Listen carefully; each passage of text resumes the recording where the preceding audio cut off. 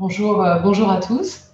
Je suis donc ravie de vous accueillir pour cette nouvelle édition des mardis du CMAP. Alors, on doit être à la 6e ou 7e événement et vous êtes à chaque fois de plus en plus nombreux à nous rejoindre, quelles que soient les thématiques, que nous parlions médiation interentreprise, médiation en matière sociale ou d'arbitrage.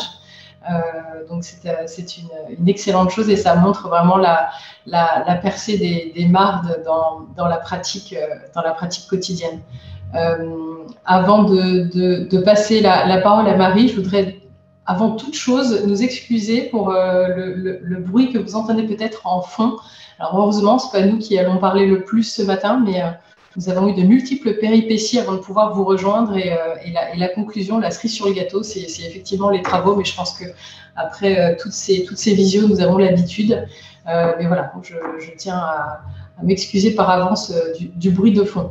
Donc je passe la parole à Marie et je remercie Benoît d'être parmi nous ce matin. Merci beaucoup. Merci Bérangère, bonjour à tous. Je vous remercie à mon tour de vous être levé tôt ce matin pour nous rejoindre. Alors, je vais vous parler rapidement du CMAP pour ceux qui ne nous connaîtraient pas. Le CMAP, c'est une association loi de 1901 qui a été créée par la Chambre de commerce et d'industrie de Paris-Île-de-France. On propose des services de mode alternatif de règlement des différends, donc principalement médiation, alors que ce soit commercial, social, on fait aussi de la médiation de la consommation, et on fait aussi de l'arbitrage. Et on forme aussi à ces modes alternatifs de règlement des différends via l'Institut 131. Et pour participer au développement des mardes, donc on a instauré ces mardis. Aujourd'hui, on a la chance d'avoir avec nous Benoît Javot, que je remercie d'avoir accepté d'intervenir aujourd'hui. Benoît Javot, qui est avocat en contentieux des affaires au barreau de Paris, actuellement associé au sein du cabinet Squadra Avocat. Donc, il a commencé sa carrière chez Auguste Debussy, il a ensuite exercé chez Queen Emmanuel. Et il intervient aussi en tant que médiateur et il est co-auteur d'un guide pratique sur les mardes qui est paru aux éditions LexisNexis. Et aujourd'hui, Benoît va nous entretenir d'un sujet extrêmement passionnant et très intéressant et pratico-pratique qui est les stratégies précontentieuses. Donc, Benoît, je vous laisse la parole et je vais couper mon micro pour éviter les bruits de travaux. Merci. Merci beaucoup Marie, merci Bérangère et merci au CMAP pour m'avoir invité aujourd'hui. Je suis ravi d'être ici avec vous tous pour vous parler de la médiation interentreprise et des stratégies précontentieuses. C'est un sujet que j'affectionne et qui me semble un peu sous-estimé. Trop souvent, la médiation est perçue comme une alternative stricte au procès, voire comme un aveu de faiblesse. Or, j'espère pouvoir vous démontrer aujourd'hui que la médiation peut être une arme, un outil très efficace dans le cadre d'une stratégie pour atteindre ses objectifs. Il y a un mouvement assez fort ces dernières années en faveur des modes amiables de résolution des différends, à l'instigation notamment des pouvoirs publics par la loi et le règlement. Si vous prenez les dernières grandes lois en matière de justice civile et commerciale, la loi de novembre 2016 de justice du XXIe siècle ou la loi de mars 2019 de réforme de la justice, vous avez à chaque fois des dispositions qui concernent les mardes. L'objectif, évidemment, c'est de les promouvoir pour les qualités intrinsèques de ces modes amiables. On les détaillera un peu plus tard dans cette formation, mais il ne faut pas être naïf non plus. Il y a aussi une volonté des pouvoirs publics de désengorgement des tribunaux et d'économie de moyens. Et c'est vrai que les mardes, si à supposer qu'ils se finissent par une transaction, permettent d'éviter un recours au procès, ou potentiellement en parallèle du procès, mais permettent d'éviter une mobilisation des juges et leur éviter de rendre une décision. Donc c'est un mouvement d'ailleurs plus large en fait, qui vise à rationaliser un peu la justice et à viser à désengorger les tribunaux.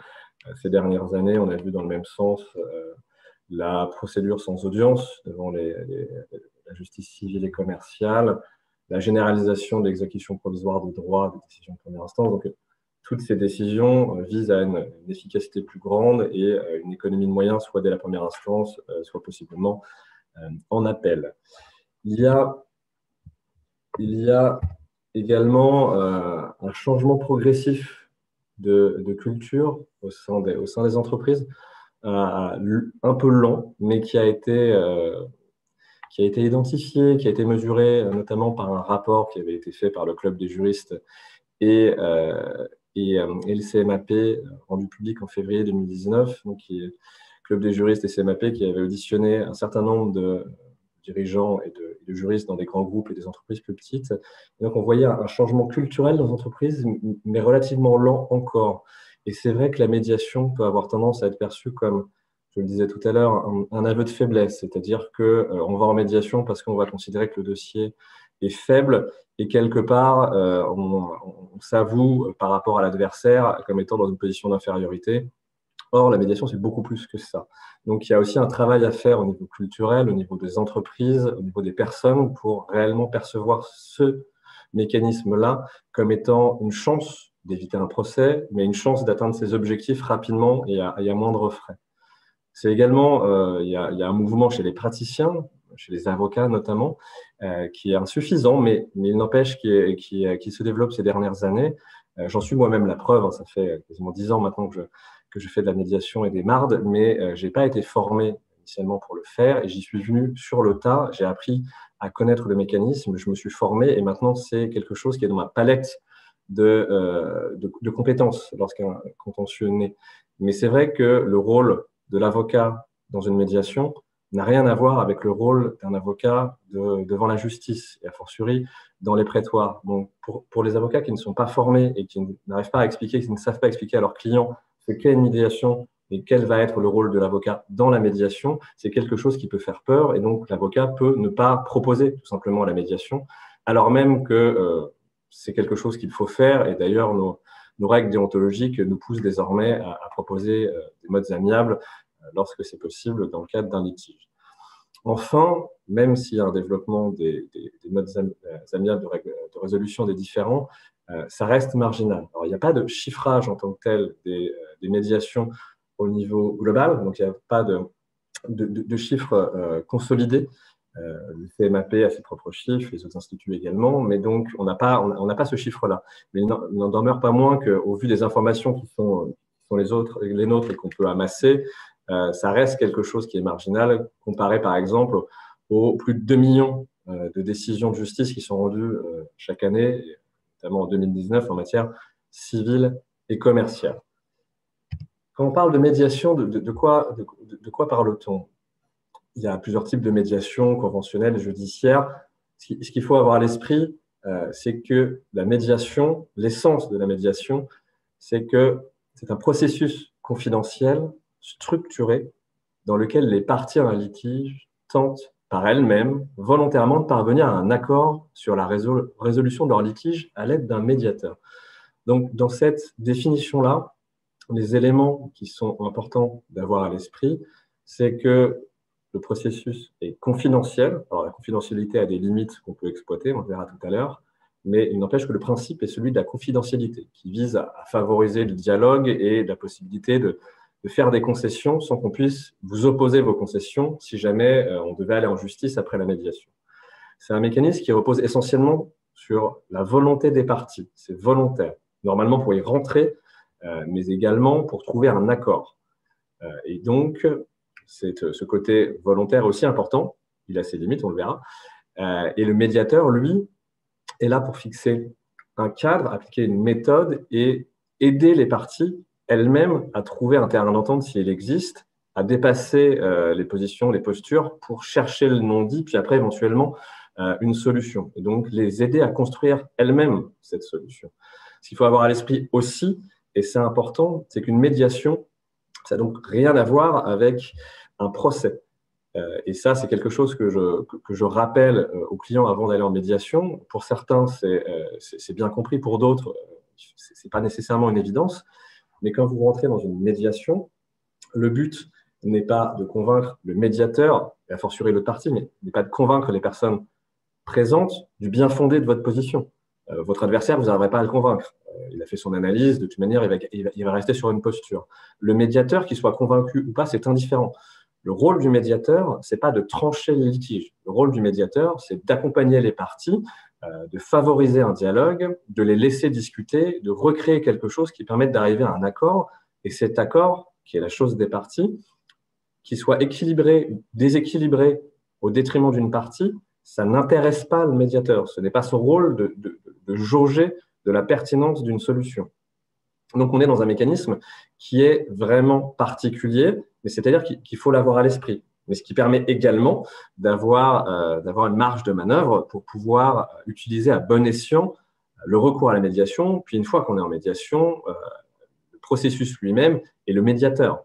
Autre caractéristique de la médiation qui est intéressante, c'est le fait que le principe du contradictoire n'a pas vocation à s'appliquer.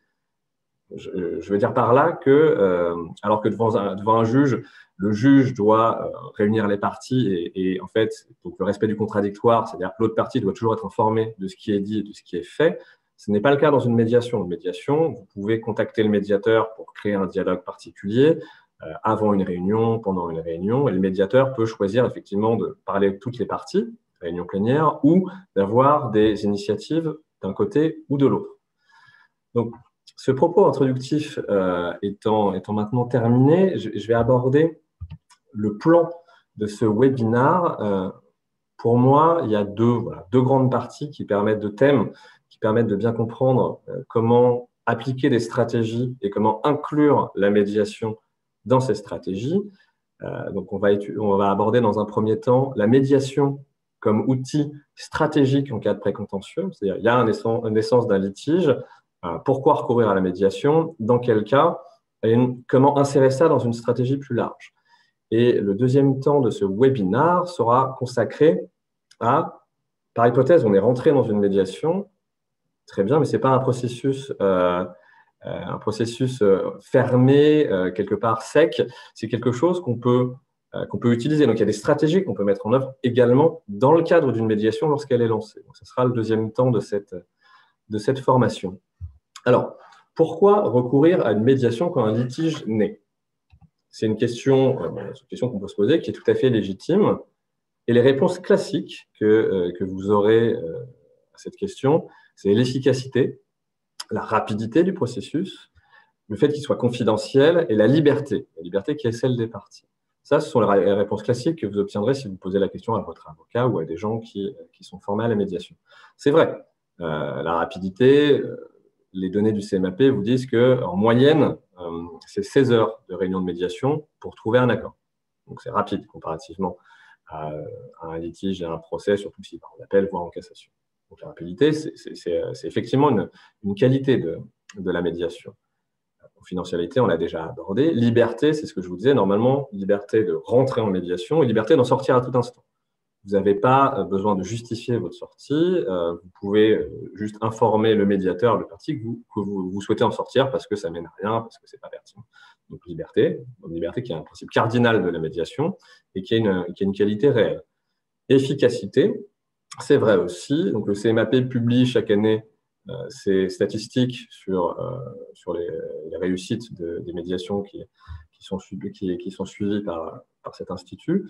Et en 2020, 66% de réussite pour les médiations conventionnelles. Donc, c'est quelque chose qui est très élevé. C'est-à-dire que, pour le CMAP, mais c'est vrai des autres instituts, vous rentrez en médiation, si elle est conventionnelle, on verra ce que c'est, et dans 66% des cas, les parties en sortent avec un accord, une transaction. Donc, ce n'est pas la peine derrière d'aller en justice. Donc, l'efficacité, elle est réelle aussi.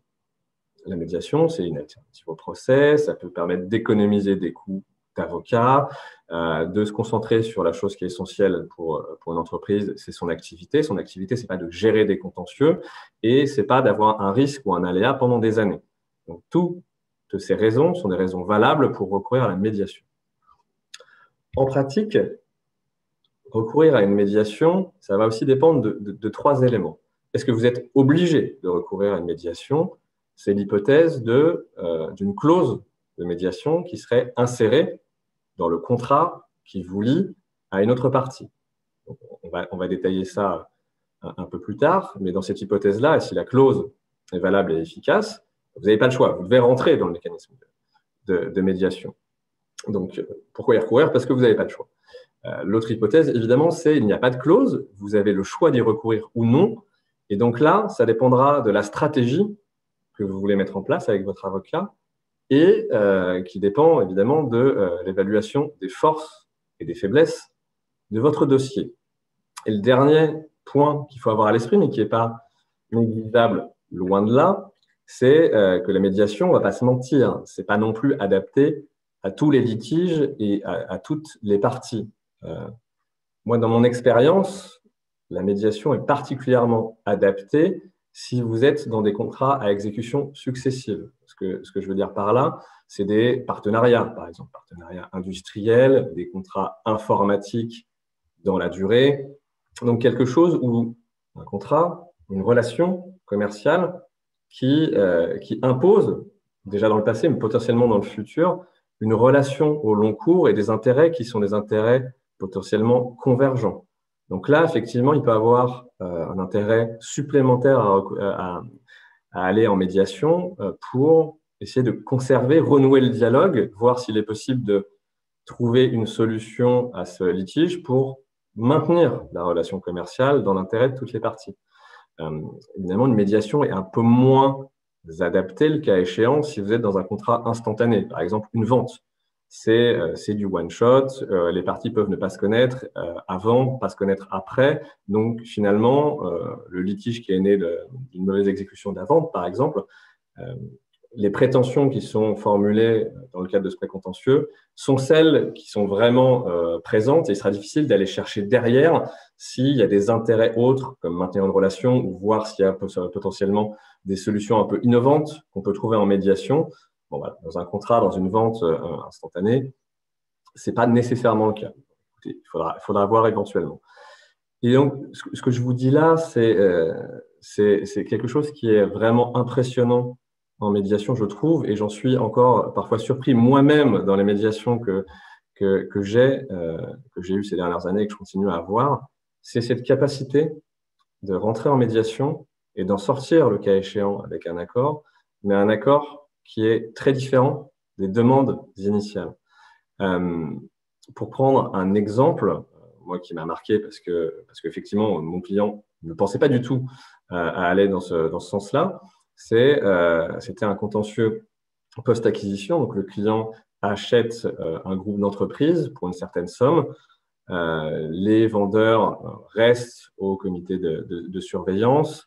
Les choses s'enveniment. On considère que certaines informations n'étaient pas exactes au moment de la vente. Donc, classique, mise en jeu des garanties de passifs. Un litige naît. Finalement, on rentre en médiation et cette médiation a duré un certain temps. Les demandes étaient financières, nos demandes étaient financières, on était à 13 millions. En face, évidemment, on entendait que tout était clair, qu'on avait été informé et qu'il fallait circuler, il n'y avait rien à voir. Et au fur et à mesure de la dynamique de la médiation, on a réussi au final à trouver un accord qui était, parce qu'on voulait vraiment faire, nous, c'était une nouvelle activité pour le client, de la croissance externe, c'est d'avoir un mécanisme sur 3 années où, à la fin de cette période de 3 ans, si aucune croissance externe n'est faite grâce au cédant, un certain montant sera payé à titre indemnitaire. En revanche, si on arrive à faire de la croissance externe grâce à l'entremise des cédants, une certaine somme, en fonction des cibles, va être défalquée de l'indemnité. Et à la fin même, s'il y a beaucoup de cessions, d'acquisitions qui sont faites, le client paiera les cédants pour ces nouvelles acquisitions. Voilà, donc ça, c'est quelque chose qu'on a pu faire grâce à la médiation et la dynamique qui s'est enclenchée.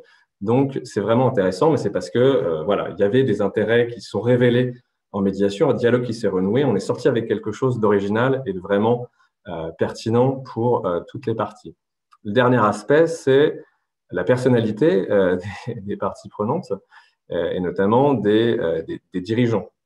C'est que vous avez beau être formé et considérer que la médiation est quelque chose qui pourrait être adapté. Comme je le disais, la médiation, c'est la chose des parties. C'est-à-dire qu'en médiation, l'avocat parle quasiment pas. Ce sont les parties, et généralement les décisionnaires qui doivent être présents et donc qui vont parler.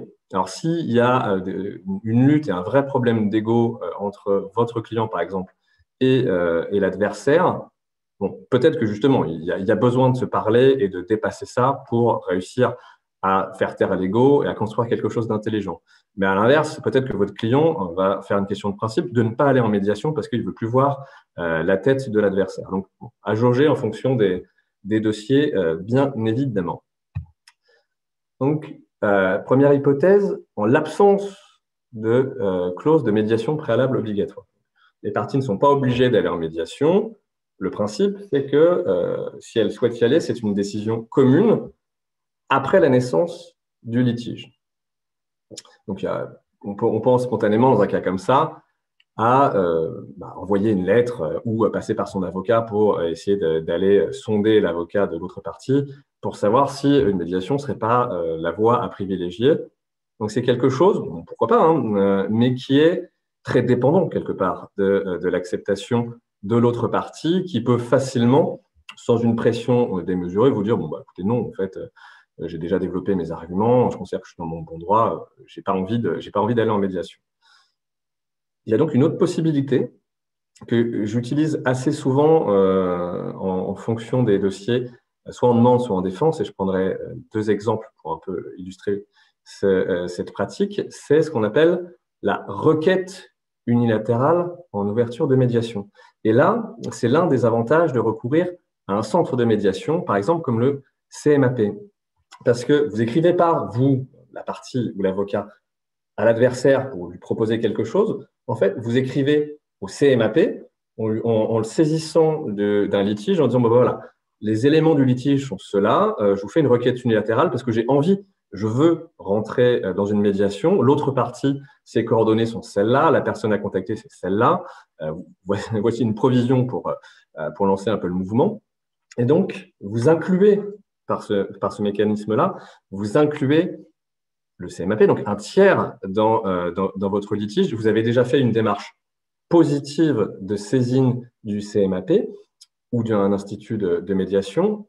Et en fait, le CMAP, lui, une fois qu'il est saisi, va prendre des initiatives vis-à-vis de l'autre partie, les contacter par écrit, potentiellement par téléphone, pour voir si, effectivement, l'autre partie souhaite rentrer en médiation.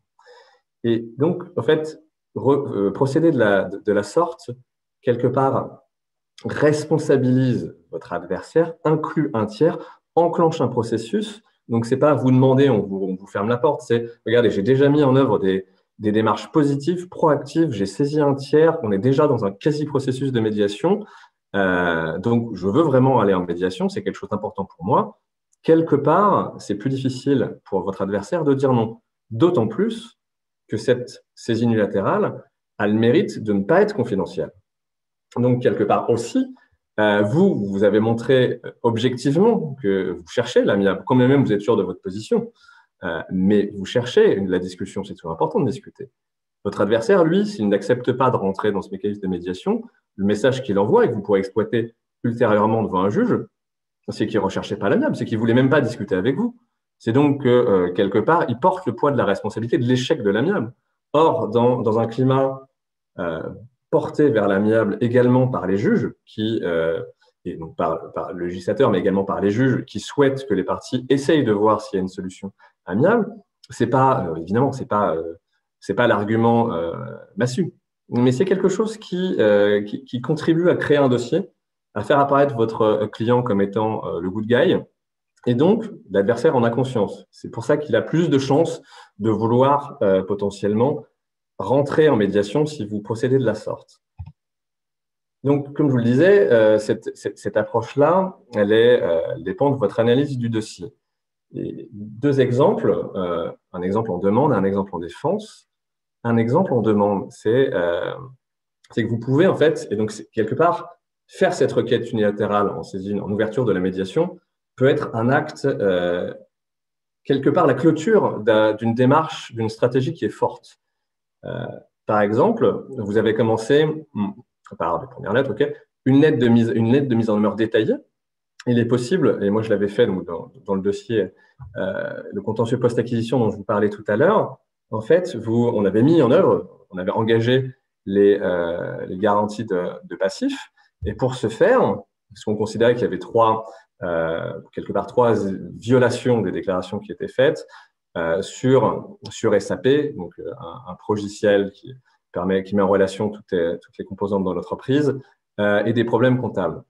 Donc, on avait fait une lettre de mise en demeure extrêmement détaillée qui ressemblait quasiment à une assignation, en fait, qui développait juridiquement, factuellement tous nos arguments, donc, et à laquelle on avait joint deux rapports d'experts de parties, un rapport informatique, un rapport d'experts financiers.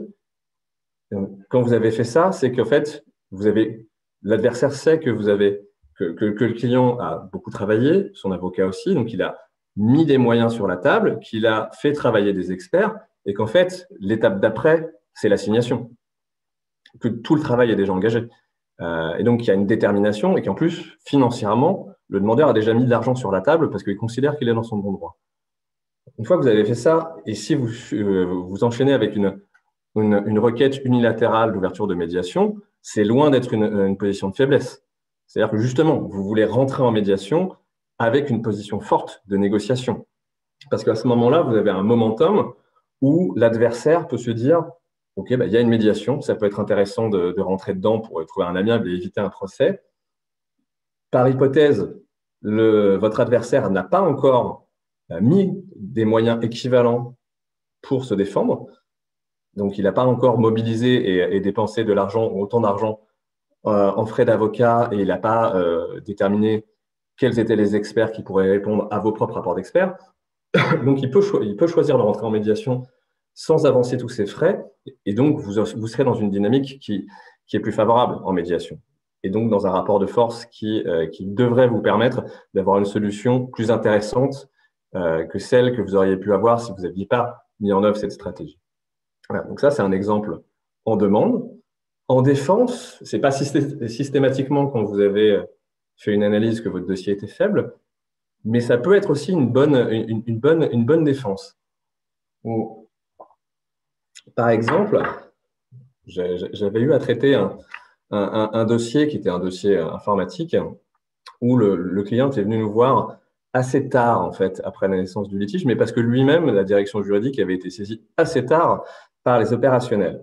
En gros, ce qui s'était passé, c'est que c'était un contrat de licence informatique sur un logiciel de contrôle de gestion qui était un contrat de 4 ans, rédigé par le prestataire, donc vraiment très, très sécurisé juridiquement, qui avait été signé 1 an auparavant par les opérationnels du client sans impliquer la direction juridique et qui prévoyait un ramp-up, donc une augmentation du nombre de licences d'année en année. Donc, première année passe, le client avait payé évidemment du début, et seconde année, augmentation du nombre de licences et donc augmentation de la redevance, mais assez significativement. Or, le client, à ce moment-là, se rend compte, les opérationnels, qu'ils n'en ont pas besoin de ces licences. Sauf que le contrat est très bien rédigé, et donc finalement, c'est dur d'en sortir. Ils reçoivent une lettre de mise en demeure de payer une somme, plusieurs centaines de milliers d'euros. Rien ne se passe pendant plusieurs mois. Ils reçoivent une nouvelle lettre avec menace de suspension des licences, qui était quand même utile pour faire le travail. Et donc là, ils saisissent leur direction juridique qui nous saisit. On analyse le contrat, on voit des arguments juridiques, mais qui sont des arguments juridiques qui peuvent fonctionner. Mais notre analyse est plutôt que voilà, la position d'un point de vue juridique et factuel est faible. Et ce qu'on a mis en œuvre à ce moment-là, c'est on a déterminé quel était le nombre de licences que le client voulait garder, qui était vraiment utile pour son activité sur la durée du contrat. Ça, le client l'a payé. On a fait un virement d'office sans demander son avis à son prestataire. Le delta, donc, entre ce qu'il estimait être dû et ce qui était demandé, cette somme-là, on l'a placée sous séquestre auprès du bâtonnier de l'ordre des avocats pour montrer, écoutez, voilà, en fait, l'argent, on l'a, on va le séquestrer dans l'attente de trouver une issue. On a fait une saisine unilatérale du CMAP pour dire, voilà, rentrons en médiation, c'est intelligent. Et en fait, on a écrit là une lettre d'avocat où on expliquait juridiquement les failles du contrat et le fait que notre position était une position forte et qu'on était prêt à se défendre s'il le fallait. Mais au-delà de ça, il y avait aussi un problème d'adéquation du contrat tel qu'il avait été prévu aux besoins réels. On joignait à cette lettre d'avocat la lettre bâtonnier pour le séquestre et la saisie unilatérale du CMAP. Donc, en fait, à ce moment-là, c'est une stratégie du fait accompli. Vous avez déjà fait beaucoup de démarches qui montrent à la fois que vous considérez que votre position est forte, qu'il y a une inadéquation du contrat, que vous avez l'argent parce que vous l'avez séquestré, donc ça veut dire que vous l'avez quand même décaissé. Et tout ce mécanisme-là nous a fait rentrer en médiation. Et in fine, après un certain nombre de réunions, on a trouvé un accord de prorogation du contrat, mais avec un nombre de licences plus faible. Donc, tout le monde y a trouvé son compte.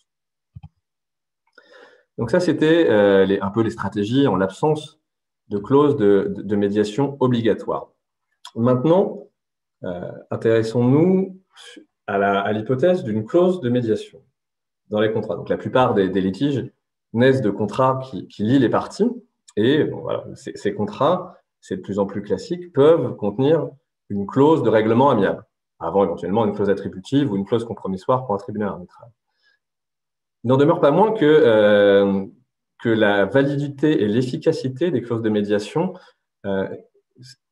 sont une question qui est un peu complexe, qui n'est pas évidente. Et la jurisprudence, ces 20 dernières années, a eu à créer un régime au fil du temps qui est maintenant assez clair. Mais voilà, donc c'est moins simple qu'on ne le pense. Donc, je vais juste faire un petit focus sur le sujet de qu'est-ce qu'une clause de médiation, quand est-ce qu'elle est effectivement efficace et qu'est-ce qu'on peut faire par rapport à ça. Donc, pour être valable mais aussi efficace, la clause de médiation donc, doit être écrite et elle doit expressément mentionner le fait que la médiation est un préalable obligatoire à la saisine du juge. Un préalable obligatoire. Et donc là, j'ai mentionné un arrêt, mais c'est juste pour illustrer le fait que des clauses qu'on peut croire efficaces ne le sont pas nécessairement. Dans l'arrêt qui a donné lieu, dans les faits qui ont donné lieu à l'arrêt du 29 avril 2014, la clause litigieuse était rédigée comme suit. Tout différend né entre les parties à l'occasion du présent contrat, notamment quant à son interprétation, son exécution ou sa résiliation, et subsistant après vaines tentatives de règlement amiable, sera soumis à la compétence du tribunal de commerce de Paris, nonobstant pluralité de défendeurs, appel en garantie et ou procédure d'urgence, notamment pour avoir de référé ou sur requête. Bon, vous lisez ça, vous vous dites, a priori, il y a quand même effectivement un préalable amiable que je dois respecter avant de saisir le juge. Or non, en fait, la jurisprudence a considéré que cette clause-là était inefficace parce qu'elle ne mentionnait pas que l'amiable, et a fortiori une médiation, était un préalable obligatoire. Donc, bien analyser la clause pour savoir ce qu'il en est. La clause doit être écrite, prévoir que c'est un préalable obligatoire à la saisine du juge et prévoir des conditions particulières de mise en œuvre. Dans deux cas, soit la clause renvoie à une médiation institutionnelle, c'est-à-dire une médiation comme sous l'égide du CMAP. Et en fait, la clause peut être très courte et va renvoyer au règlement de médiation du centre de médiation. Donc ça permet de sécuriser la validité et l'efficacité de la clause, quelque part, sans trop prendre de risques. C'est que, et d'ailleurs le CMAP, comme d'autres institutions, propose des clauses types. Vous insérez ça dans votre contrat, vous êtes sûr qu'elle est efficace. Le débat, il n'y a plus vraiment de débat, en fait. Mais vous pouvez aussi vouloir recourir à une médiation ad hoc. Et donc là, il faudra prévoir d'autres choses, les mécanismes de désignation du médiateur, la durée, et le recours au juge en cas de désaccord, par exemple. Autre élément important à savoir sur les clauses de médiation préalable obligatoire, ce sont les effets.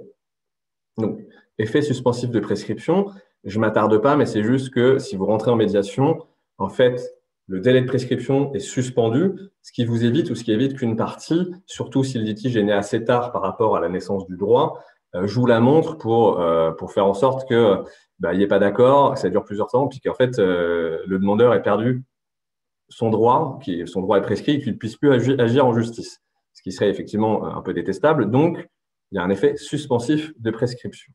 L'autre effet, c'est un effet obligatoire de la clause. Pareillement, là, ça a été le fruit d'une construction jurisprudentielle. Et en fait, donc c'était loin d'être évident. Il y a eu des débats doctrinaux, des débats jurisprudentiels. Je vous les épargne. Ce qu'il en ressort, c'est deux choses, que la sanction est une fin de non-recevoir. Bon, très bien, j'ai envie de vous dire, et que cette fin de non-recevoir n'est pas régularisable. Qu'est-ce que ça veut dire? Ça veut dire deux choses concrètement, que si vous n'avez pas respecté la clause et que vous agissez en justice quand même, en fait, il suffit que l'autre partie dise oui, mais non, en fait, il y avait une clause de médiation obligatoire, le demandeur ne l'a pas respectée, donc en fait, son assignation est irrecevable.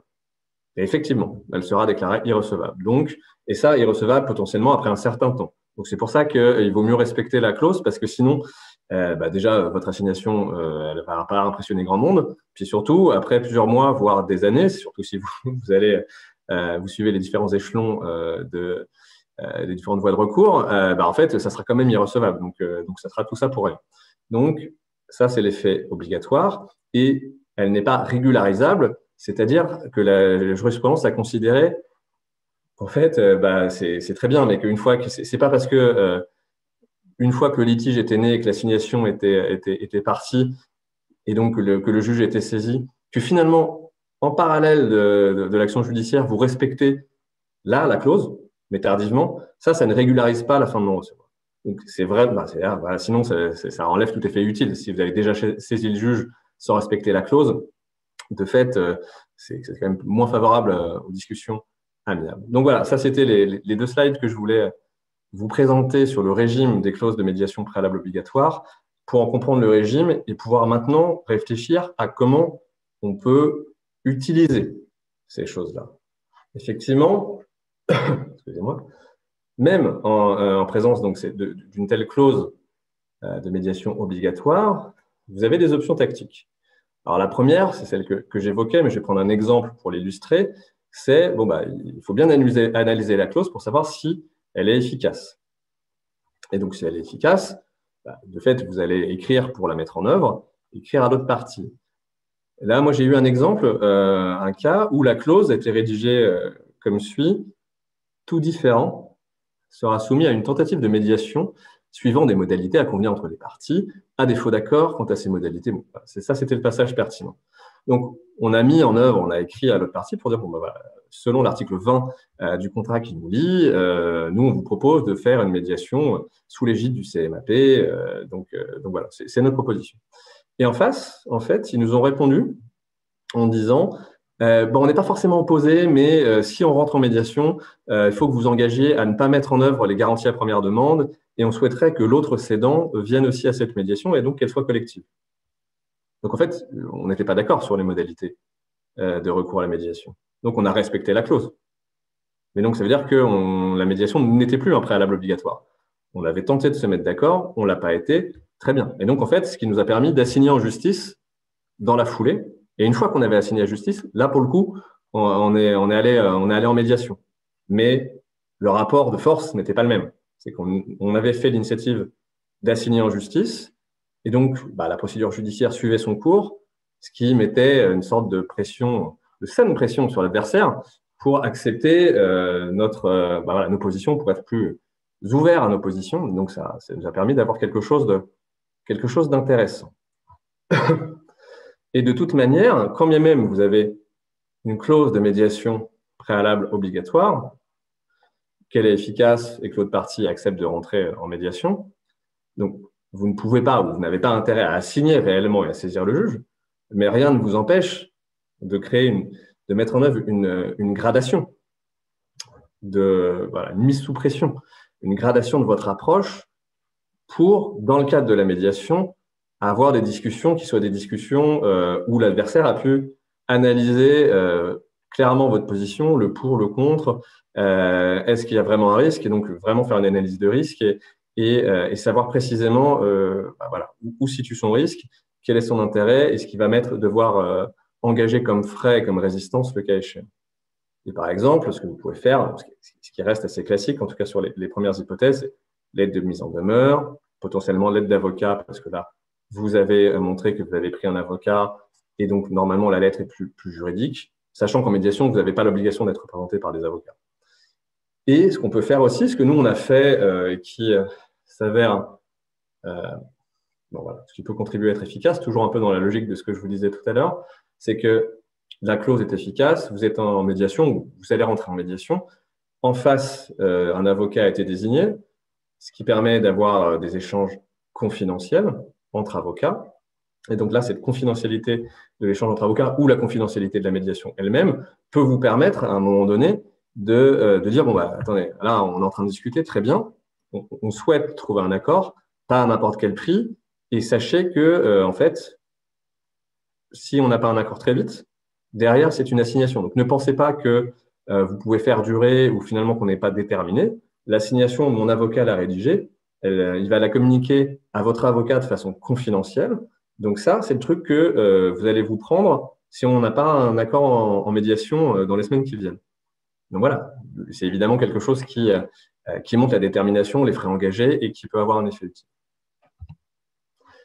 Ce qu'il faut aussi voir, c'est que même si la clause de médiation est efficace, il n'empêche que la jurisprudence a considéré que certaines actions judiciaires demeuraient recevables. Deux, notamment, les mesures de l'article 145 du Code de procédure civile et les référés en cas d'urgence. L'article 145 du Code de procédure civile, en gros, vous dit que dans tous les cas où il existe un motif légitime avant tout procès d'établir ou de conserver des preuves dont peut dépendre l'issue du litige, vous pouvez mettre en œuvre un certain nombre de mesures d'instruction. Et c'est quelque chose c'est cet article qui sert soit à obtenir la désignation d'un expert judiciaire, donc qui peut, en fonction de sa mission, peut être utile soit pour déterminer les causes, par exemple, d'un problème dans le cadre d'un projet informatique, ou si vous avez un problème d'évaluation de part sociale, par exemple, pour faire cette évaluation au vu des règles qui ont pu être fixées dans un contrat. Le 145 permet aussi, et ça c'est quelque chose que les avocats, et donc notamment moi j'aime bien utiliser, pas nécessairement en parallèle d'une médiation, mais qui est un outil assez fort.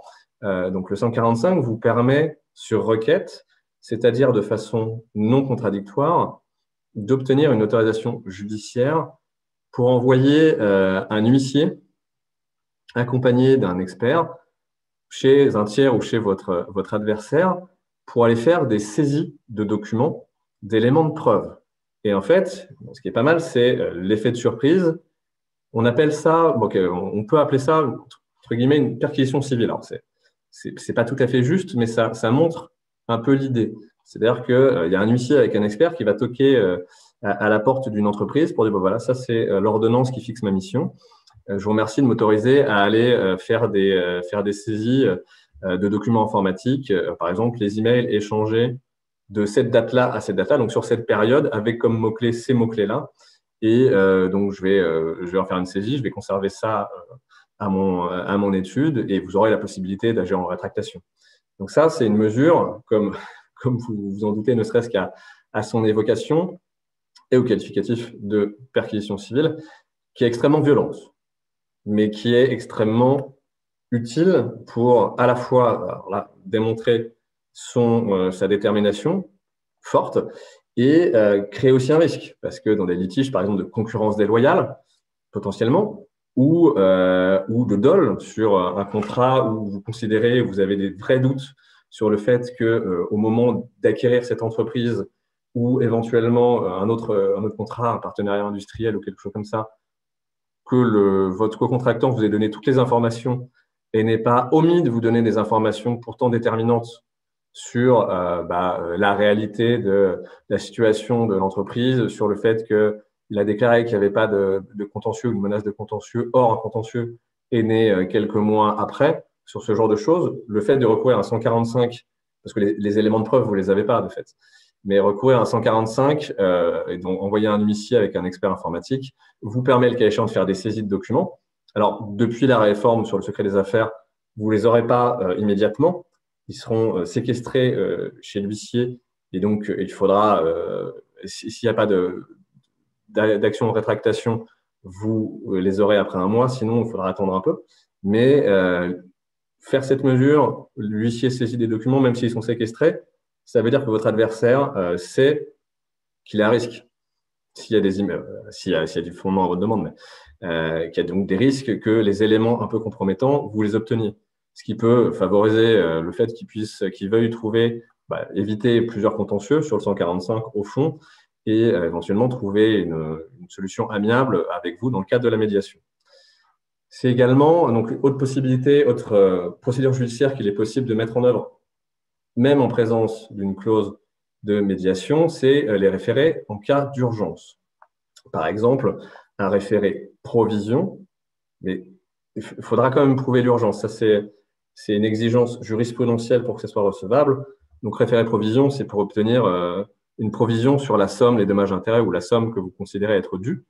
Donc, il faudra prouver l'urgence, donc a priori plutôt des difficultés financières pour le demandeur, ou une autre possibilité, c'est prévenir un dommage imminent.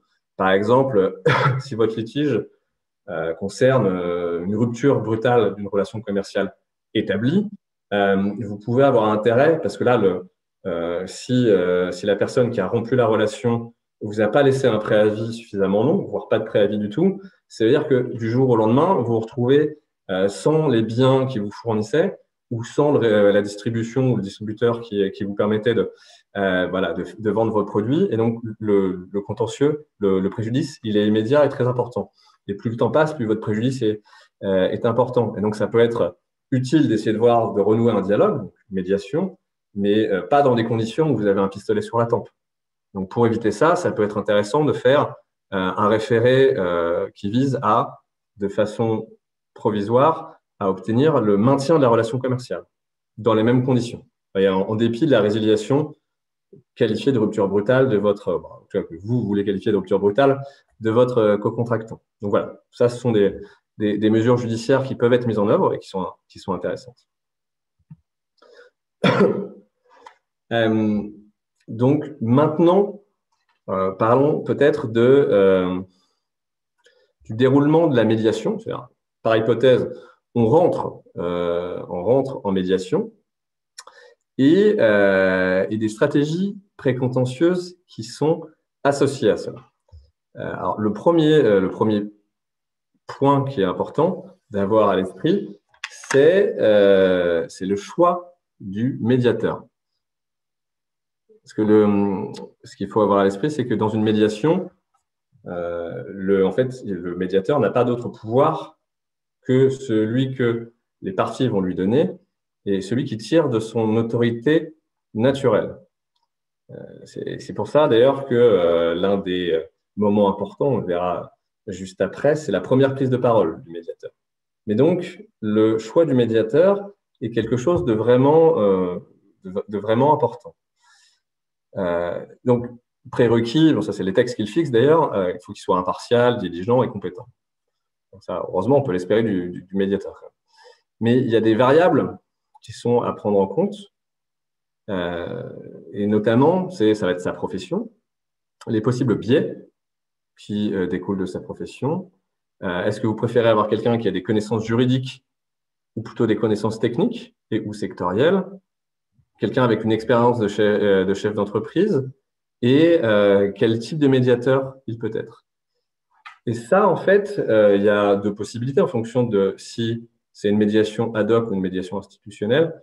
Médiation ad hoc, soit, c'est-à-dire en dehors de toute institution, soit vous avez mis le nom d'un médiateur dans la clause, ce qui n'est pas le plus fréquent parce que sur les contrats au long cours, vous prenez le risque que le médiateur, malheureusement, ne soit plus là, plus en fonction, voire plus en vie.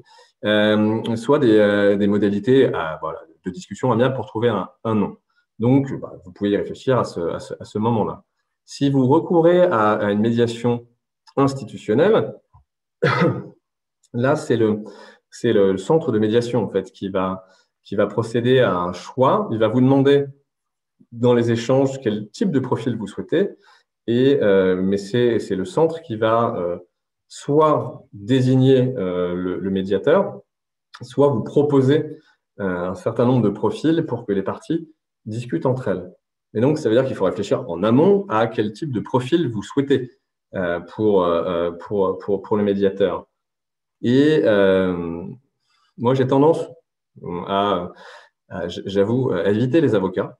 Parce que j'ai été formé, donc je suis moi-même médiateur, ce qui est un peu antinomique.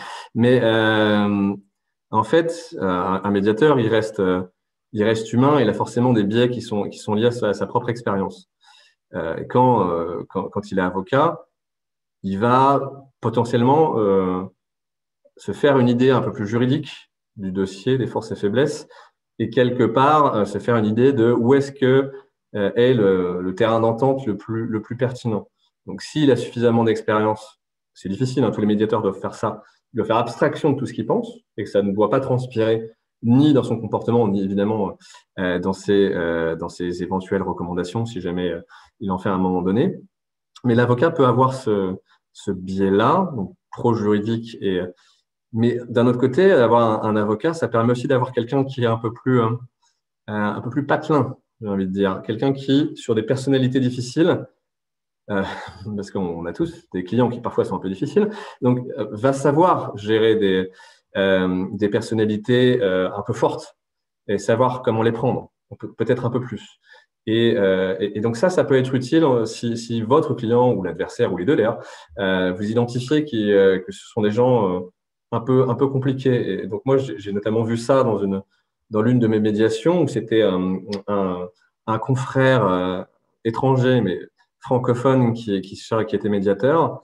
Et en face de nous, on avait deux fondateurs d'une boîte qui a très, très bien réussi, un millionnaire, mais avec une personnalité très, très, très forte, tendance pénible. Et c'est vrai que le médiateur a réussi à les laisser parler, parce qu'il faut évidemment laisser parler les gens, mais à cadrer ça, à tempérer ça, à prendre le temps nécessaire. C'était très, très appréciable, et ça a clairement contribué au fait d'arriver, de faciliter une discussion à certains moments et de trouver un accord.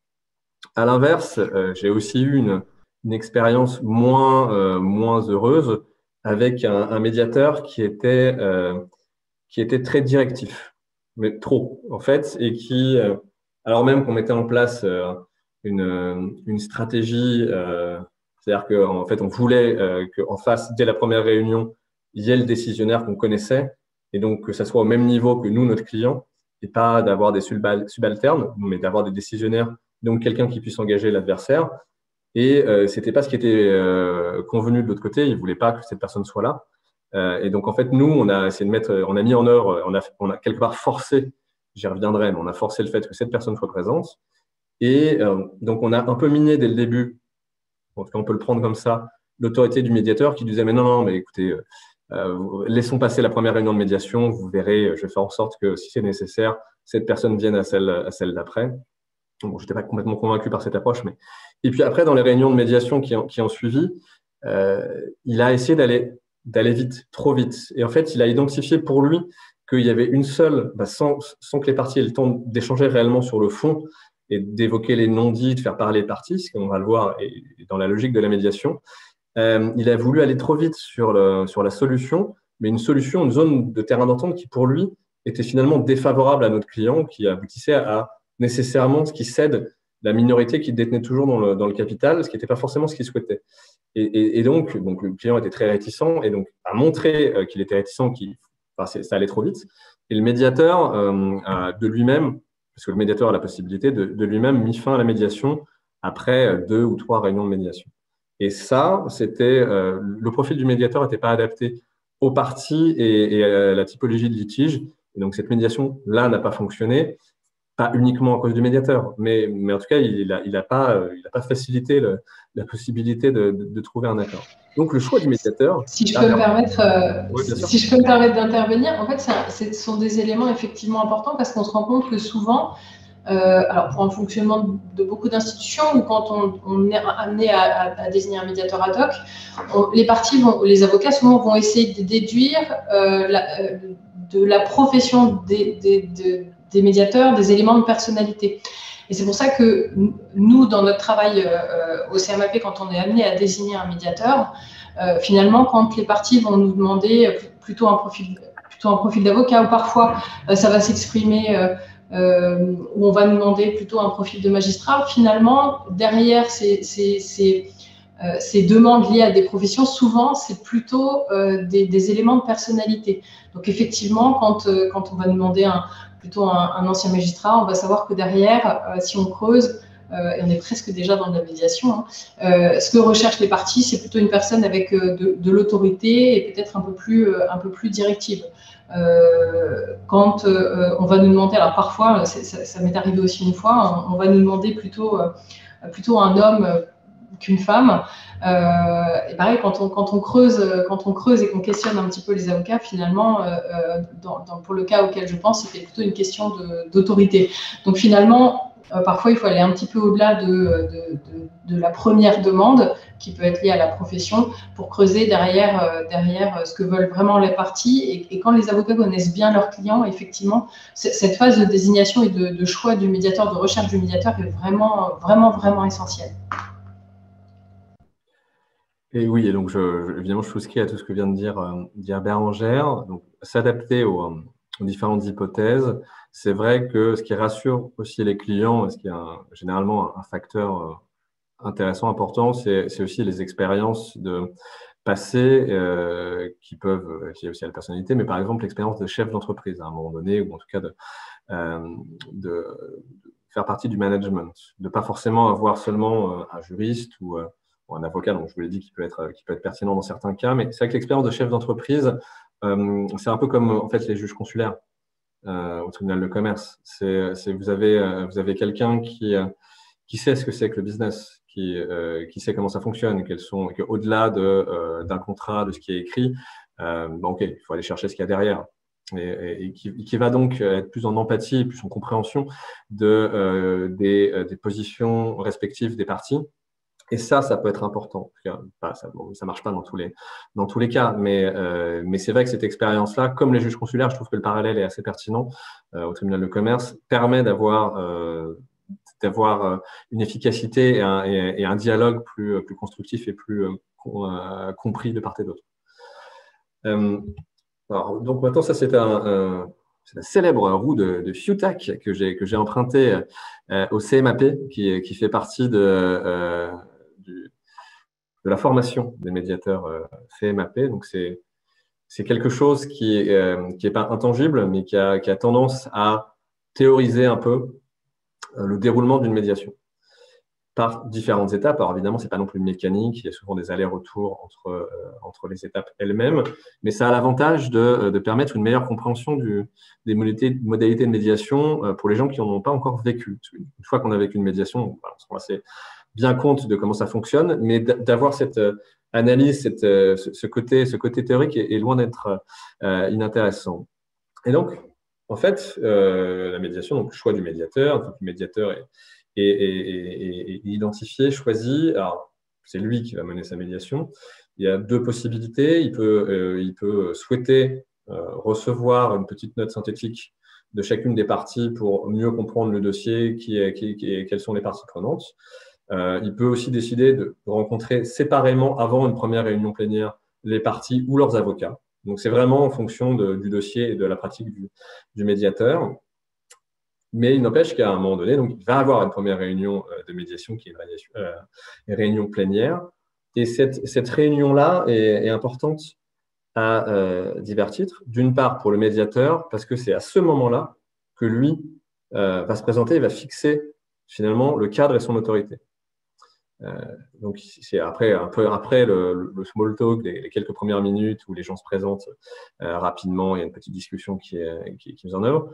Le médiateur, lui, va s'exprimer, va rappeler les principes structurants de la médiation, qui il est, pourquoi il a, remercier les parties d'être venues, qui sont déjà dans une démarche qui est positive, les grands principes qu'on a déjà un peu évoqués, et il va demander aux parties si elles sont d'accord sur ces principes, notamment confidentialité, respect mutuel, écouter la partie, pas d'invective, pas de respect contradictoire. Et en fait, à chaque fois ou à la fin de son intervention, il va demander aux parties si elles sont d'accord avec ces principes.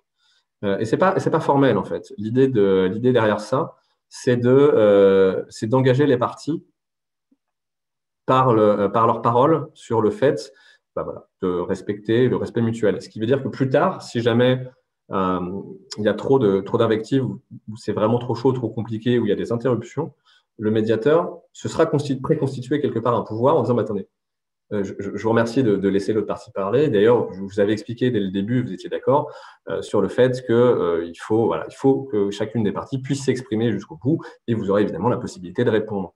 Et en fait, il tirera une partie de son pouvoir à la fois cette première prise de parole qui est la sienne, où il va montrer son autorité, quelque part sa personnalité, dès ce moment-là, et le fait que les parties se soient engagées à respecter certains principes. Donc, première prise de parole qui est importante. Également, lors de cette première réunion, première prise de parole de chacune des parties. Ce qui va se passer, c'est qu'une fois que le médiateur a parlé, il va choisir, ou va proposer à l'une des parties de commencer. Et cette première étape, en fait, c'est que l'une des parties, celle qui parle en premier, va expliquer plus ou moins brièvement de qui elle est, d'où vient le litige, quelle est la relation, pourquoi il y a un litige, et qu'est-ce qu'elle demande. Et en fait, cette partie va s'exprimer et va regarder le médiateur, parce que le médiateur va lui demander d'expliquer ça, de lui expliquer ça à lui. Et l'idée, c'est d'éviter une tension trop directe entre les deux et que le médiateur puisse là aussi créer un lien de confiance avec la partie, l'écouter et reformuler. Il va reformuler ce qu'il en a compris pour permettre à la partie de montrer qu'il l'a écouté, lui permettre de corriger s'il y a des éléments qui sont mal reformulés. Mais l'idée aussi, à ce moment-là, c'est qu'en reformulant, il permet à l'adversaire d'entendre une histoire, non pas de la bouche de la personne qui potentiellement il exècre, l'autre partie exècre, mais du médiateur. Et donc de favoriser une forme d'écoute sur ce qui a été dit. Il va faire la même chose avec l'autre partie. Et après, donc si les avocats sont présents, il va demander potentiellement aux avocats d'exprimer leur avis, en tout cas d'exprimer leur position sur le plan plus juridique. Mais pour faire écho à ce que je disais dès l'introduction en la matière, une médiation, ce n'est pas une audience. Donc en fait, le droit, on s'en extrait assez vite. En tout cas, une médiation, pour qu'elle soit réussie, c'est quelque chose où il n'y aura pas de débat juridique, ou en tout cas pas longtemps. Il faut exprimer potentiellement les arguments juridiques au moins au début, comme ça, quelque part, c'est purgé. Mais le fonctionnement d'une médiation va être dans la capacité des parties et de leurs représentants à se parler sur le litige, sur la naissance du litige, sur l'humain et sur le business derrière. Pourquoi ça n'a pas fonctionné? Est-ce qu'il y a des non-dits? En fait, la recherche du médiateur va être celle des éventuels non-dits derrière. Le non-dit le plus évident, ça peut être, bon, en tout cas, le plus classique, ça peut être qu'une partie n'a pas honoré ses prestations, soit n'a pas payé dans les temps ou éventuellement n'a pas fourni un certain nombre de prestations, mais parce qu'en fait, elle est en difficulté financière. C'est qu'elle n'avait pas la capacité de payer ou elle n'avait pas les moyens humains de gérer plusieurs ateliers en même temps. Et ça, c'est quelque chose qui, si ça n'est pas dit, ça ne peut pas être compris. L'autre partie, qu'est-ce qu'elle voit? C'est qu'il y avait un contrat, elle s'attendait à être payée à tel moment, ou en tout cas à avoir des prestations qui sont réalisées à ce moment-là, et qu'en fait, ce n'est pas le cas. Donc, légitimement, elle essaie de faire valoir son bon droit. Et de pouvoir parler, s'exprimer, chercher derrière ce qui est les non-dits, ça peut permettre de débloquer une situation et de chercher après à co-construire quelque chose qui est OK, bon d'accord, mais on va pouvoir peut-être étaler les paiements ou ces prestations-là, on va se retrouver différemment. Mais voilà, donc c'est un peu là-dedans que ça va se passer. Donc là, on n'est plus dans la présentation, on est déjà dans le quoi. Et puis après le pourquoi. Et en fait, vous allez avoir des allers-retours en fait entre ces choses-là, jusqu'au comment ou au comment finalement. Donc voilà, ça c'était une présentation un peu générique, mais c'était pour ceux qui n'ont pas vécu une médiation, qu'ils aient cette idée de ce qu'est une médiation, comment elle fonctionne, et pour voir maintenant comment on peut utiliser tout ça d'un point de vue stratégique. Donc, la médiation est régie par un principe de confidentialité. C'est le principe. Le texte vous dit, le texte, c'est la loi du 10 février 1995, vous dit en substance les constatations du médiateur et les déclarations recueillies au cours de la médiation ne peuvent être divulguées aux tiers, ni invoquées ou produites dans le cadre d'une instance judiciaire ou arbitrale, sauf sans l'accord des parties. Donc, bon, cette confidentialité, c'est un avantage, je vous l'ai dit, vous l'avez compris, liberté de parole, de pouvoir d'exprimer réellement ce qu'on a sur le cœur, voire d'être un peu en médiation un peu agressif, en tout cas de faire sortir ce qu'il y a au plus profond de soi, et au bout d'un moment, si la dynamique fonctionne, de faire des concessions. Et ça, pour que ça puisse pas être opposé et donc quelque part contre-productif, il faut un principe de confidentialité. Sauf que quand vous regardez le texte, vous voyez que déjà, les limites de la confidentialité, c'est constatation du médiateur et déclaration recueillie au cours de la médiation, donc par le médiateur. Donc en fait, vous êtes sur une confidentialité qui est liée réellement quelque part, en tout cas dans le texte, aux réunions de médiation elles-mêmes, donc avec la présence du médiateur. Et qu'est-ce que ça veut dire sur les échanges, par rapport aux échanges entre les parties avant ou entre les réunions de médiation?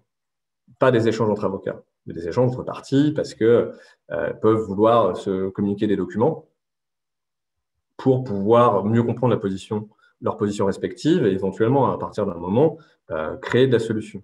Ça, on ne rentre pas exactement dans le texte.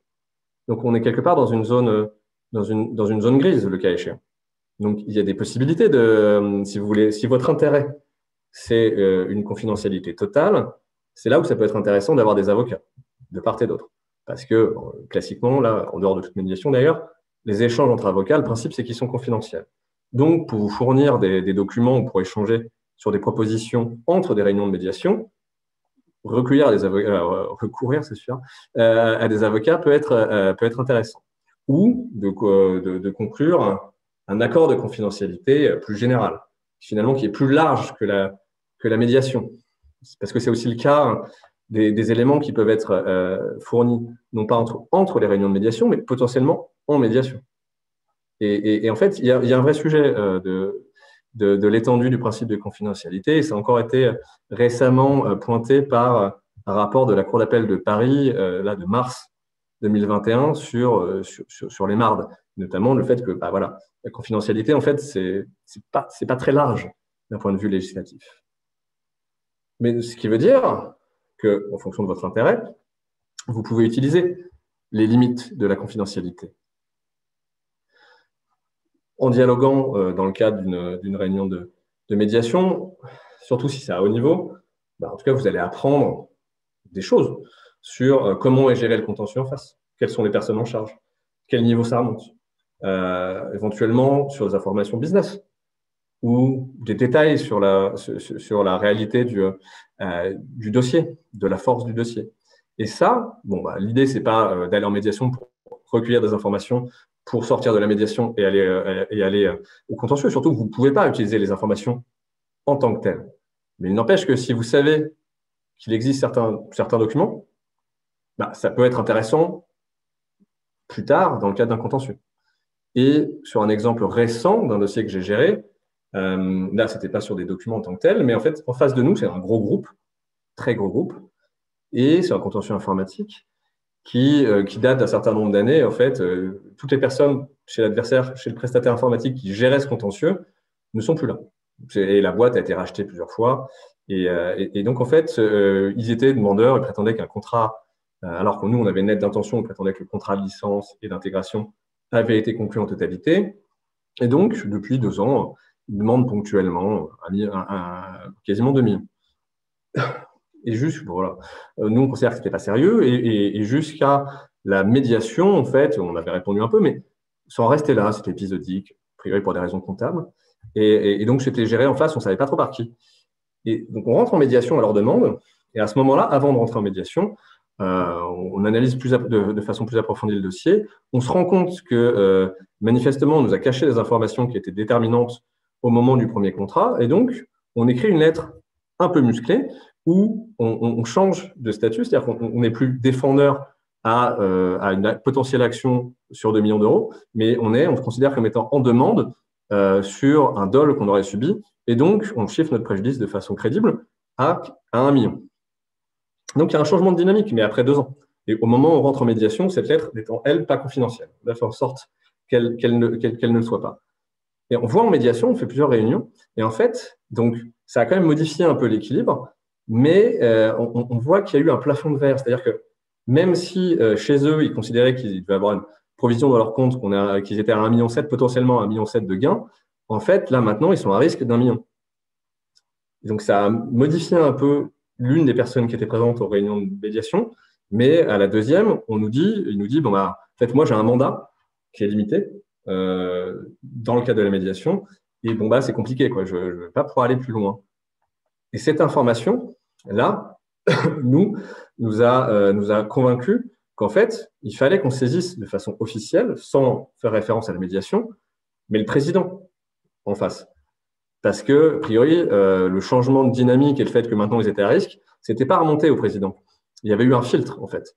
Et ce filtre-là, on a voulu le faire sauter par une lettre de président à président, pas agressive, hein, mais justement dire, bah, écoutez, voilà, il y a un litige qui existe, il faut honorer votre signature, il y a des choses qui ont été faites, il faut en assumer la responsabilité. On ne souhaite pas un contentieux lourd, mais on est prêt à y aller si on doit le faire.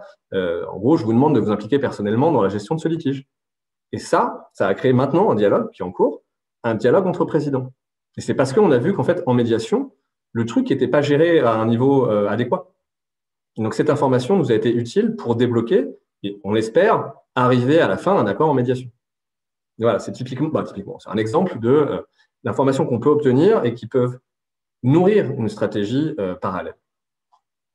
Et l'autre jeu, un autre point qu'on utilise, que j'ai utilisé un certain nombre de fois, c'est, si la médiation est compliquée, c'est essayer de faire porter le chapeau de la fin de la médiation, en tout cas de la menace de fin de médiation, à l'autre partie. Parce qu'il y a un doute, en fait, savoir si l'existence de la médiation, elle n'est pas confidentielle.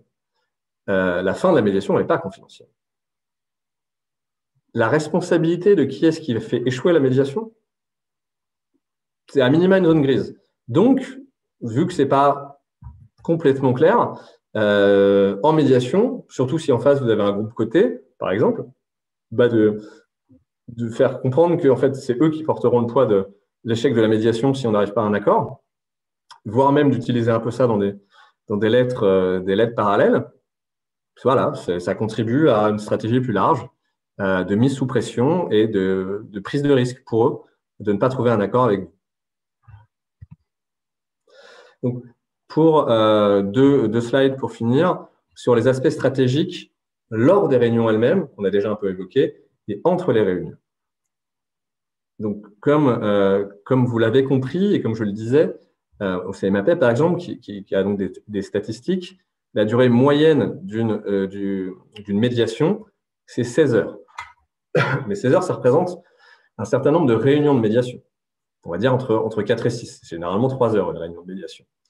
Étalée sur plusieurs semaines, voire sur plusieurs mois, en fait. Ça dépend de la dynamique, de la disponibilité des parties, mais donc, normalement, la dynamique, quand elle s'installe, c'est bien que ça soit chaque semaine, mais moi, j'ai vécu des médiations qui duraient 6 ou 9 mois.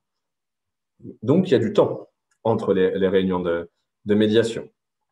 Comme je vous le disais aussi, la médiation, c'est la chose des parties.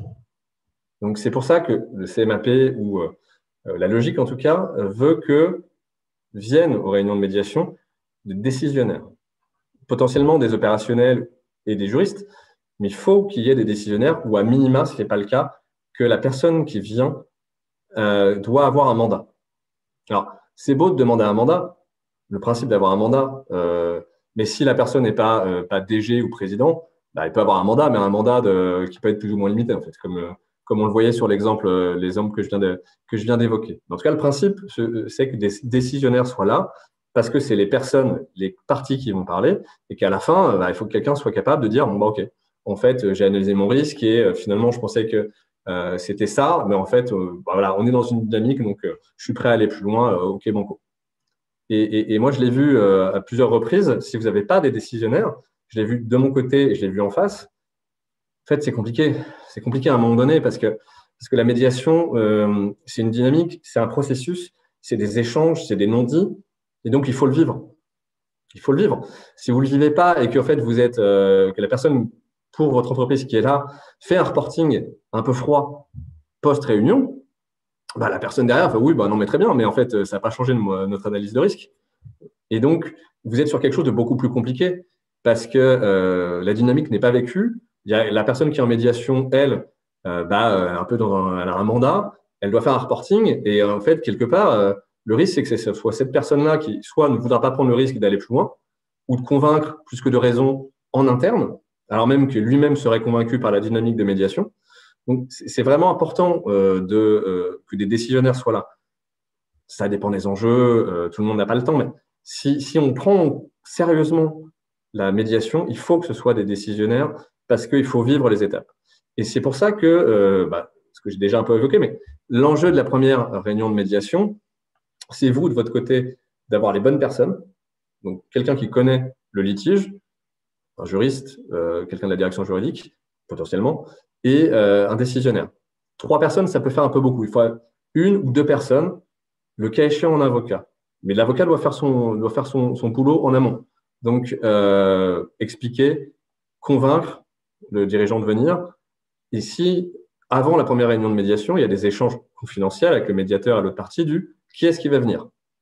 Et si vous voyez qu'en face, alors, en fait, au nom, surtout si les parties se connaissent déjà, mais au nom des personnes qui ont vocation à venir, vous saurez si elle part bien ou pas, cette médiation. Or, vous pouvez avoir intérêt, si vous voyez que c'est des subalternes et pas les bonnes personnes en fait en face, à essayer de muscler le jeu pour que, si vous voulez vraiment que cette médiation fonctionne, pour que dès la première réunion de médiation, vous ayez aussi les bonnes personnes en face.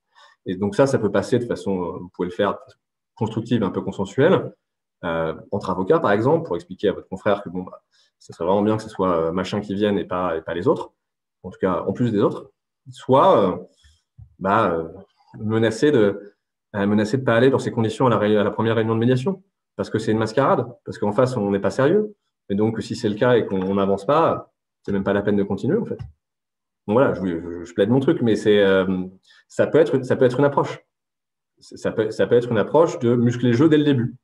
Bon, c'est risqué, hein, mais vous montrez une détermination du fait que, ok, on rentre en médiation, mais on va se battre. On va se battre pour que ça réussisse, mais en protégeant nos intérêts. Et donc, pour les réunions suivantes, là, ce qu'il faudra savoir utiliser de façon pertinente, c'est les spécificités de la médiation. L'existence d'un médiateur et notamment l'absence de contradictoire et par exemple les apartés. Le médiateur, donc il est là, il encadre, il favorise, il accompagne, mais il peut servir à véhiculer des messages. Il va essayer de vous convaincre, hein, de dire, bon, voilà, vous avez bien conscience des aléas, si vous ne trouvez pas un accord. Et ça, il va le faire en plénière, il peut le faire aussi en aparté. Donc, lui-même va essayer de débloquer les positions. C'est son rôle. Mais vous pouvez aussi utiliser le médiateur, vous, pour faire passer des messages. C'est-à-dire que si vous pensez qu'il peut avoir un terrain d'entente sur une certaine zone, et que vous ne voulez pas, pour des raisons tactiques, que vous-même mettre ça sur la table, vous pouvez en parler au médiateur pour que lui suggère cela aux réunions de médiation. Et donc, finalement, qu'il s'approprie votre proposition pour dire, bon, voilà, écoutez, moi, tout ce que je comprends, pourquoi pas réfléchir à ça. Et comme ça, vous voyez comment les parties se positionnent. Donc, ça peut être un moyen d'utiliser le médiateur. Et ça, c'est possible parce qu'il n'y a pas de contradictoire et parce que vous pouvez faire des apartés ou contacter le médiateur entre des réunions de médiation.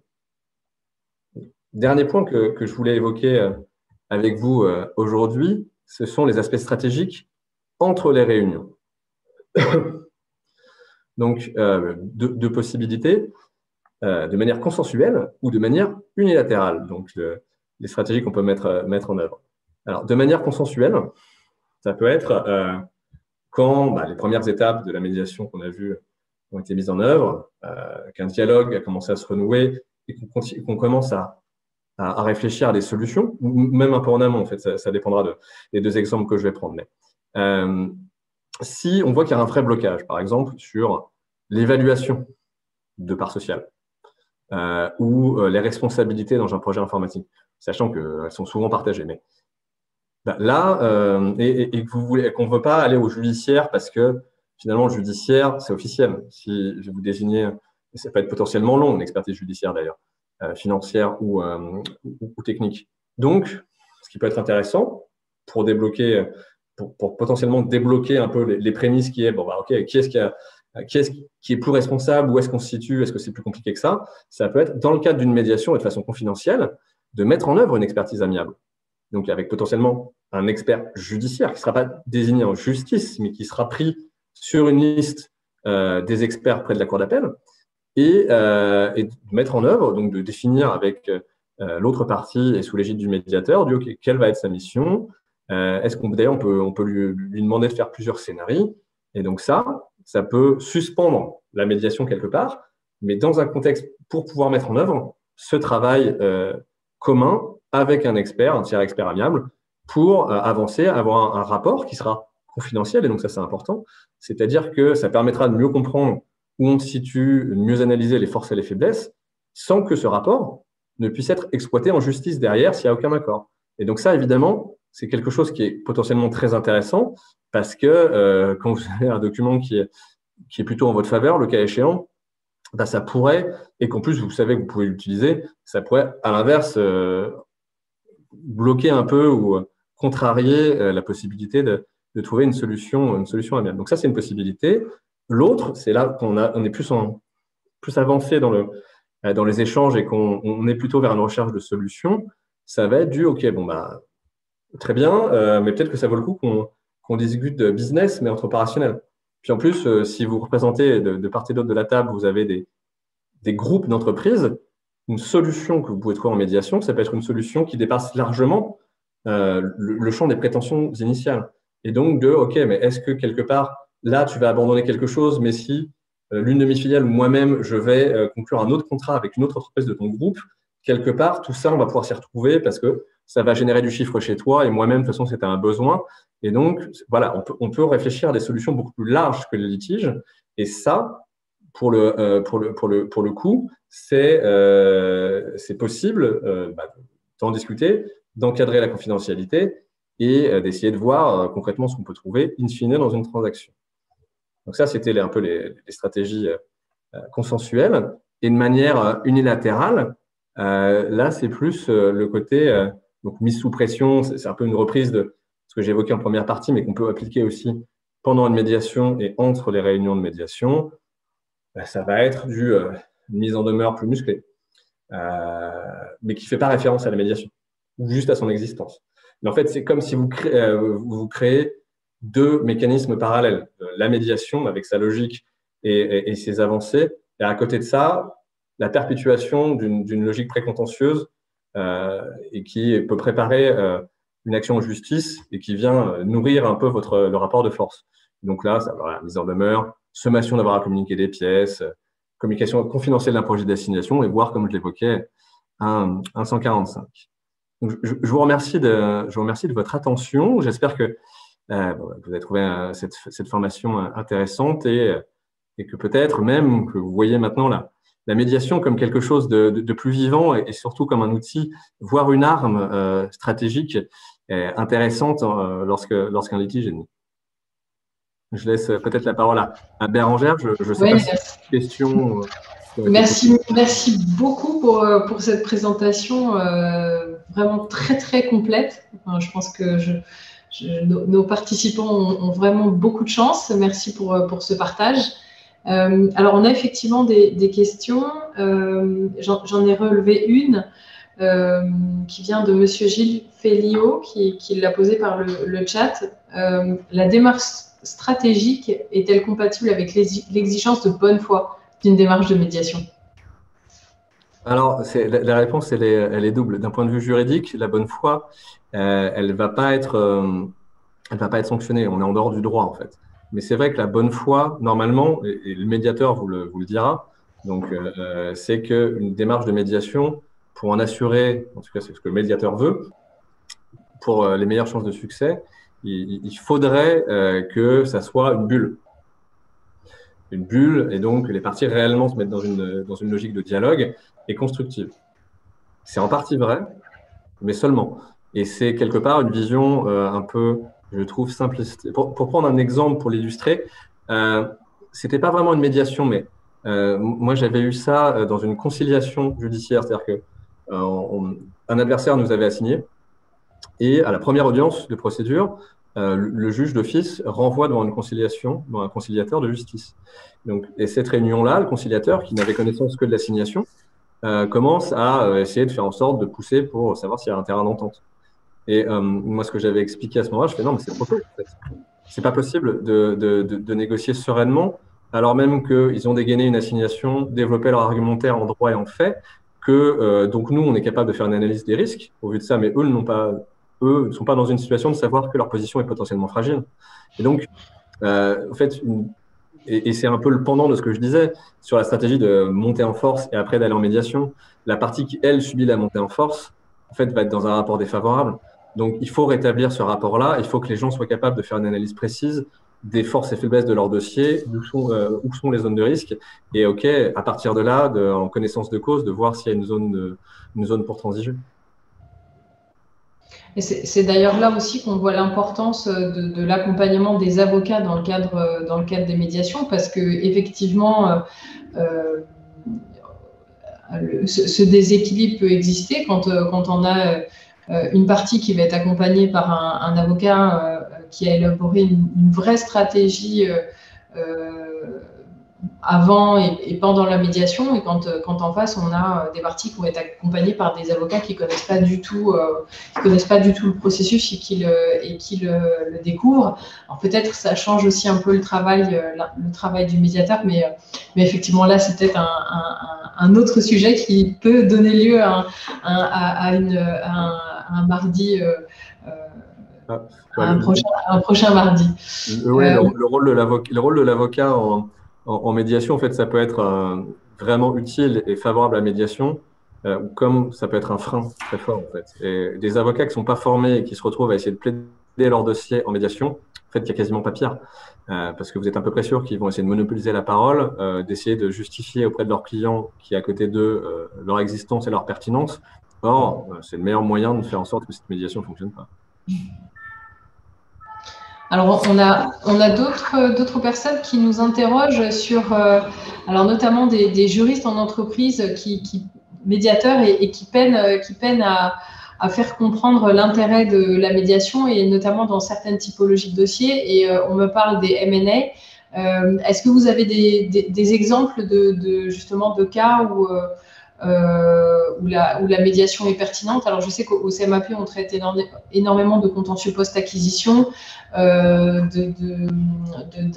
des parties qui actionnent les clauses de earn-out, etc. Est-ce que vous avez des exemples concrets à partager avec les participants? Oui, pour le coup, justement, la médiation est très utile en fait pour beaucoup des litiges de corporate, donc que ce soit un litige post-acquisition, et j'en ai pris quelques exemples pendant la formation, mais aussi des litiges entre associés, en fait, parce que entre associés qui restent associés de la société, parce qu'en fait, il y a des enjeux financiers, mais il y a des enjeux humains qui sont très forts, et potentiellement des problèmes d'ego ou des non-dits ou des choses qui commencent à se cristalliser au-delà même du financier. Et ce qui peut être très important, c'est de renouer un dialogue et de voir les non-dits et d'essayer de créer quelque chose qui puisse être dans l'intérêt social. Parce que une situation de tension entre des associés, par exemple, dans une entreprise, à la fin, c'est l'entreprise qui va en pâtir, qui va en pâtir directement, et des contentieux peuvent être lourds et durer longtemps. Et ça va être, j'en gère actuellement aussi. Chacun défend son précaré, met en place des stratégies et pendant ce temps-là ne pense pas réellement à l'intérêt social et à ce qui pourrait être le bénéfice mutuel d'avoir une activité qui fonctionne, et voilà, peut-être lâcher un peu plus dans la gestion, d'avoir un peu plus de contrôle des gérants, ou à l'inverse de cession de tout ou partie. Et là, le dialogue est vraiment important, parce que la solution judiciaire quelque chose, mais en l'occurrence, c'est pas le plus pertinent, en tout cas entre litiges entre entreprises. Contentieux post-acquisition, ça dépend ce qui a été fait.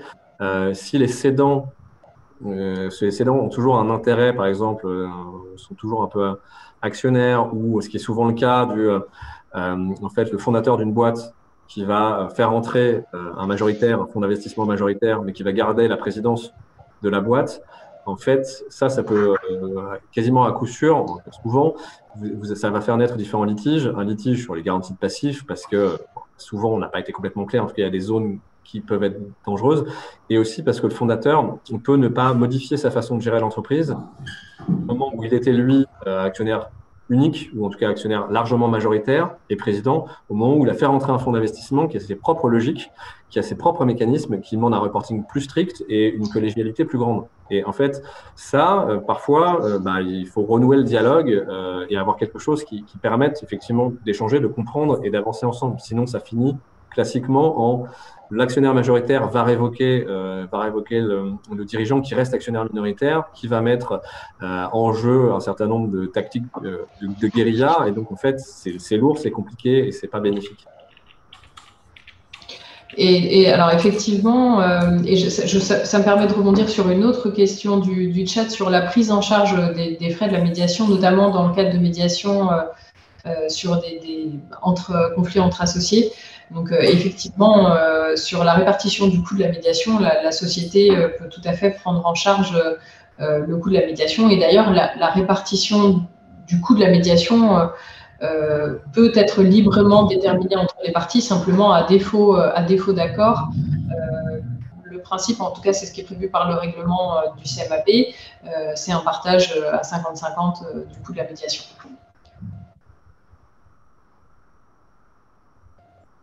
Alors, j'avais vu d'autres questions, mais il y a beaucoup de remerciements dans le chat, donc j'ai perdu le fil. Moi, j'en ai une, Bérangère, si tu veux. Il y a Guylaine qui nous demande quelle place pour l'intervention des assureurs des parties lors de la médiation. C'est un vrai sujet, en effet, et ça va dépendre du contrat d'assurance, évidemment, et de la clause de direction, quelque part de la direction de procès. Mais vu que l'objectif à la fin d'une médiation, c'est d'obtenir une transaction, informer l'assureur est une obligation, voire l'impliquer s'il souhaite l'être, peut avoir un intérêt réel. Alors évidemment, si c'est l'assureur qui a une clause de direction entre guillemets de procès, il est possible même qu'il veuille en faire partie, mais les assureurs, une médiation juste entre assureurs, de fait, vous perdez quand même beaucoup de la logique et de l'intérêt de la médiation. Donc, à minima, il faut que les parties prenantes qui ont vécu le litige soient présentes, avec potentiellement l'assureur qui est là, juste pour comprendre les dynamiques et de pourquoi, en fait, on va aller vers un accord qui pourrait être celui-là. Ouais, et d'ailleurs, c'est un changement qu'on a vu s'opérer ces 10 dernières années, où il y a 10 ans, on peinait à faire venir les assureurs en médiation, et on voit que maintenant, ils y viennent bien plus volontiers, et ça devient un sujet à part entière pour les médiateurs aussi, parce que ce sont des médiations qui ne vont pas se dérouler tout à fait comme une médiation classique où on aura les parties autour de la table. Là encore, c'est un autre sujet. Alors, on a des remarques dans le chat sur effectivement l'importance du rôle de l'avocat dans le cadre des médiations et donc de la nécessité pour les avocats de se former à la médiation et à l'accompagnement du client. Alors, j'ai peut-être une dernière question, alors si on n'a pas d'autres dans le chat, mais comment est-ce que vous articulez justement dans la stratégie précontentieuse, notamment, c'est une question qu'on nous pose souvent, comment vous articulez, comment vous intégrez de l'arbitrage justement dans ce processus de stratégie précontentieuse? L'arbitrage, j'imagine que la plupart des gens qui assistent à cette conférence ont une connaissance de cet arbitrage. En 2 mots, c'est une loi additionnelle de règlement des différends, mais qui est là pour le coup obligatoire et qui aboutit à une décision qui sera exécutable. Alors, je sais que le CMAP est aussi une institution d'arbitrage, donc il y a différents nombres d'institutions, et vous pouvez avoir de l'arbitrage ad hoc également. Sans vouloir généraliser, l'arbitrage est quand même quelque chose qui est significativement plus lourd en moyenne qu'une procédure judiciaire. Ne serait-ce que parce que les coûts vont être plus élevés, mais plus élevés essentiellement parce que les arbitres vont eux-mêmes payer, touchent un temps qui peuvent être élevés, taux horaire, mais parce qu'ils vont rentrer dans le dossier beaucoup plus, vont consacrer un temps qualitatif au dossier, à sa gestion, à sa connaissance, qui va avoir des auditions de témoins, d'experts, en tout cas dans les arbitrages qui sont un peu longs. Donc, l'arbitrage est quelque chose utile pour un certain type de dossier, mais beaucoup plus lourd. Donc, les clauses que je vois se développer sont plus des clauses à double détente. C'est-à-dire qu'un processus de médiation préalable et derrière, le cas échéant, une clause compromissoire donc qui renvoie à l'arbitrage. Ce qui permet aussi d'inciter fortement les parties à vouloir trouver une transaction dans le cadre d'une médiation parce qu'ils savent que derrière, vous avez un truc potentiellement lourd. Après, ce type de clause, ça dépend. C'est si vous êtes dans des contrats avec des parties qui sont déséquilibrées, un grand groupe qui a des moyens financiers élevés et à côté de ça, un prestataire plus faible, en fait, la clause compromissoire est quelque chose qui a vocation à faire peur, plus ou moins assez légitimement d'ailleurs, au prestataire qui va peut-être donc vouloir aller en médiation, mais prendre une position plus light que celle qu'il aurait eue dans une procédure judiciaire. Parce qu'il sait que derrière, en fait, il va se faire assassiner sur les frais d'avocat, sur les frais d'avocat, les frais d'arbitre, même si, et c'est un peu ma dernière nuance, c'est qu'à la fin, si vous avez raison et que vous obtenez gain de cause devant un tribunal arbitral, ce qui n'est pas le cas dans la justice française, sauf chambre internationale, vous obtenez le remboursement de vos frais d'avocat et des frais de l'institution par l'autre partie, soit en totalité, soit à un pourcentage élevé. C'est-à-dire que vous pouvez avoir avancé beaucoup d'argent, mais à la fin, si vous avez réellement raison et que c'est quasiment blanc et noir, l'adversaire va vous rembourser vos frais d'avocat, va garder à sa charge ses frais et va couvrir les frais de l'arbitrage. Donc, c'est à apprécier. C'est apprécié au cas par cas et notamment, il faut faire attention quand même à ça quand on est rédacteur d'actes sur ce type de clause. Donc, clause de médiation, on en a discuté. Clause compromissoire, il faut y réfléchir bien. Parfois, on essaye de vous l'imposer, donc la réflexion est plus difficile parce qu'on vous la pose. Mais bon, voilà, ça a des enjeux particuliers.